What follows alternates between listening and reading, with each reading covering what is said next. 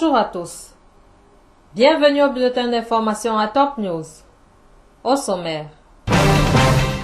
Damas affirme avoir abattu un drone, Israël pas au courant. Le président du Parlement iranien souligne les relations privilégiées entre Téhéran et Beyrouth.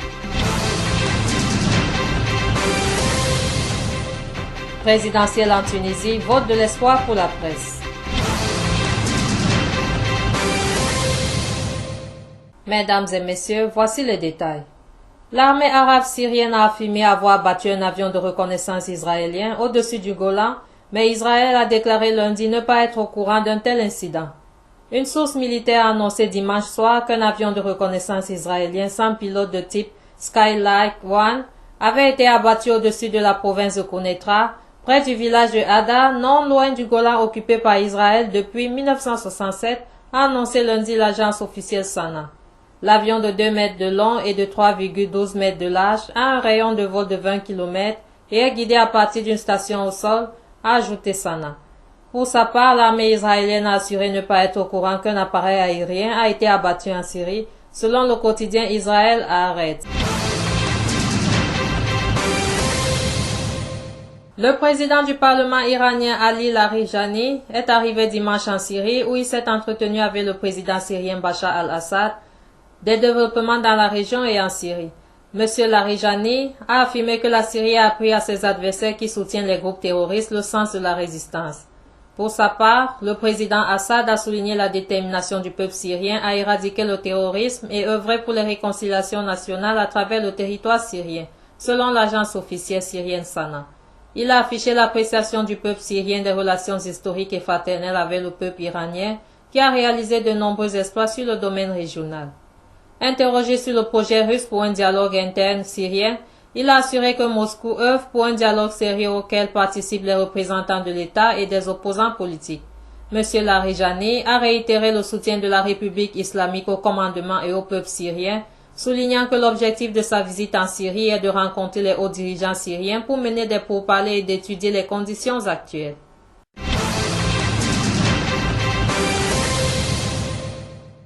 Liban.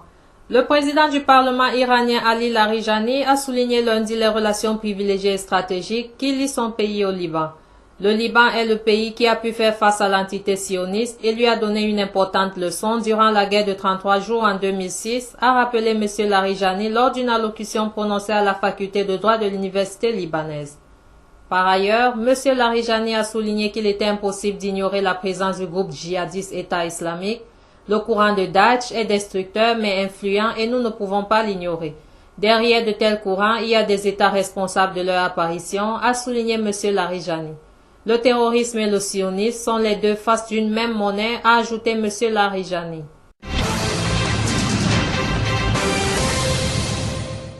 Toujours au Liban, la visite du chef du législatif iranien devrait faciliter le dialogue prévu le 29 décembre entre le Hezbollah et le courant du futur, sous la houlette du président de la Chambre Nabi Berri, selon des sources citées par An-Nahar. M. Larijani, qui devrait rencontrer plusieurs responsables libanais, devrait également clarifier les positions de son pays à l'égard des différents dossiers libanais, notamment le dialogue sunnito-chiite et la présence vacante depuis le 25 mai. Les journaux tunisiens saluaient lundi matin un vote de l'espoir au lendemain de la présidentielle et de la victoire revendiquée par Beji Caïd Essebsi, bien qu'elle soit contestée par son adversaire.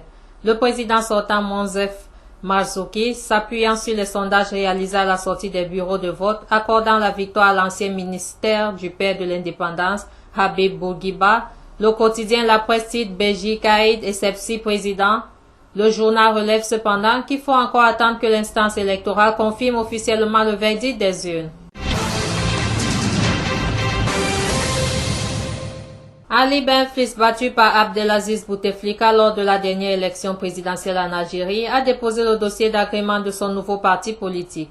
Avant-Garde des Libertés a déclaré lundi un membre de cette formation.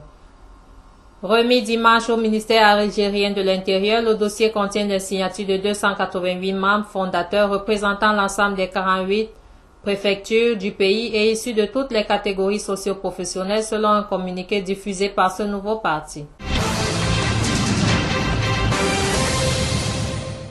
Au moins 20 personnes ont été tuées et plusieurs dizaines blessées en Centrafrique dans des affrontements entre groupes armés qui ont éclaté vendredi et samedi dans la région de Bambari Centre, a-t-on appris lundi auprès de la gendarmerie centrafricaine. Une attaque a été lancée vendredi par des milices anti-Balaka contre des peuls armés et des ex-rebelles Seleka dans les environs de Bambari.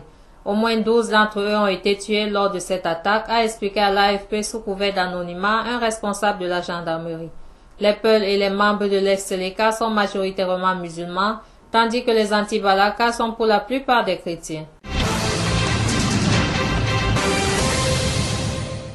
Merci à vous qui nous suivez de Beyrouth et partout ailleurs. Bulletin présenté par Anna et Kame.